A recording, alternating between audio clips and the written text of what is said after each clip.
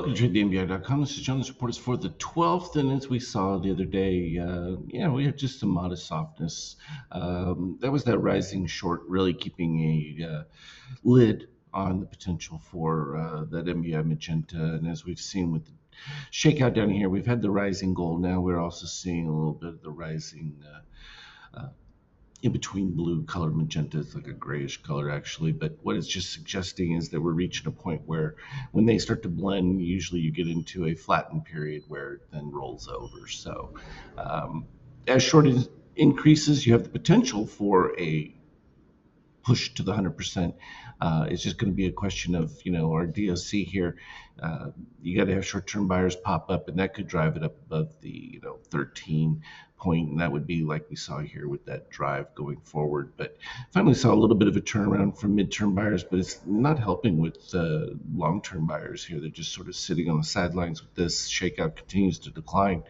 So nothing really helpful. And then we saw the Fed didn't really, well, they pretty much did say that they're not going to do anything because what they really know is that inflation numbers are going to come out much hotter than they expected. They really can't do anything until they see how the tariff situation plays out. Do these things get resolved, or do they result in continuation or a longer period? And we know the EU is not going to back down from that. And it looks like they're going to try and get support from Canada and that to kind of make a block to defend against these things. But at the end of the day, it just makes U.S. products more competitive. So at the end, you're just going to end up with a balancing effect. But it's going to improve the ability for U.S. companies. Now, it's going to take time, though. And this is the interesting thing.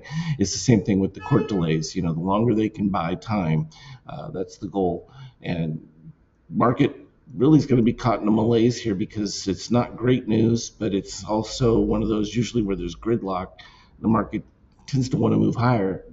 It's a little bit tougher in the situation until you know fundamentally what the numbers are. And from a treasury standpoint, it was a slight increase in yield because, again, they realized the Fed isn't going to do anything anytime soon. So we're just sort of stuck with where we're at. And so that's just going to come down to a question of, is growth happening, or are people, frozen?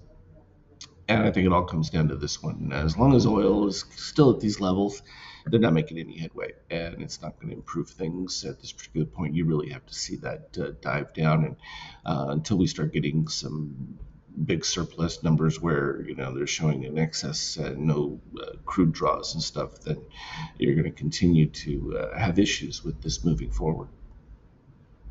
And it's a tough one because it's just you're looking at the middle of the year before anything constructive can take place. As a bonus for the euro in that standpoint, they think that their policies are going to be able to stave off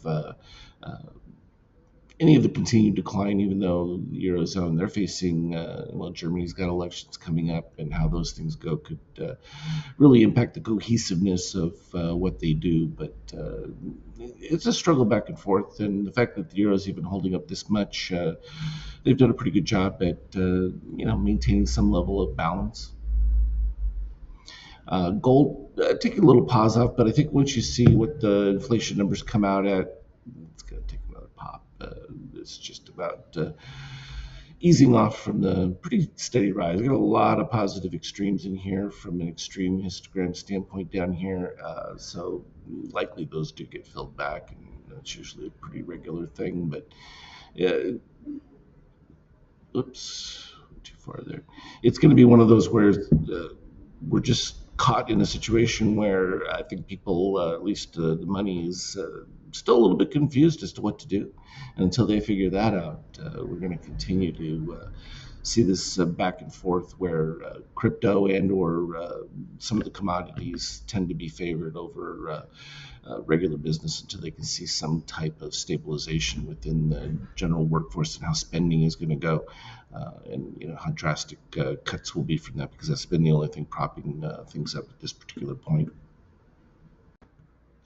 When we turn to crypto, Bitcoin, they're not doing a whole lot at this particular stage. They're just sort of caught in the unknown. There's no real impetus to drive any of this. And people forget the halving situation and the amount of reduced reward So while it stays in this area, it's attracted some attention, but it's really not a situation where they see things are imploding or falling apart, from a government standpoint, or at least the world at this particular stage. In fact, you may see things moving more towards peace.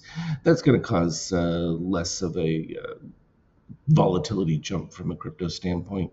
And until they get some of the regulatory as well as just the practical element of convenience of use, it's still isolated and really not a part of the mainstream. And until that happens, it's limited in its ability to really provide any major function.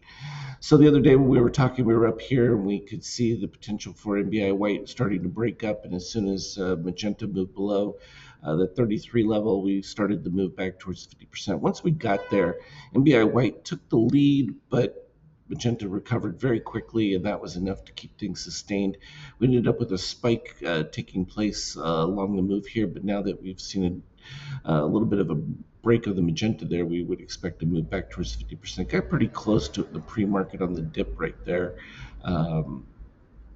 74 versus where the 50% was at, in the 60 range. 56 right there on the dip right now. So we've got 100% dipping. That usually wants to pull price up to it, but that's not going to be very helpful because it's just the high of where the pre-market was. So not really anything special from that standpoint. When we look at it from the European session, it's been pretty much weakness all throughout. It was actually pretty sustained, and this was coming off the late day rally that took place in the market. You can see we started the early morning off fairly weak, killed all those put buyers with the nice bounce up, and now they're getting wiped out for the post session. So again, let's head back and forth of the option plays within intraday, and we just have more of this back and forth. So all reasonable at this particular stage, unless something major develops. We just got to wait for additional economic numbers to come out and see where they land and how many revisions there are and whether it starts to make any more sense than it ever did. That's the long and the short of it for now. As always, anything relevant, I'll put on the Skype chat for you. Have a good one. Trade well.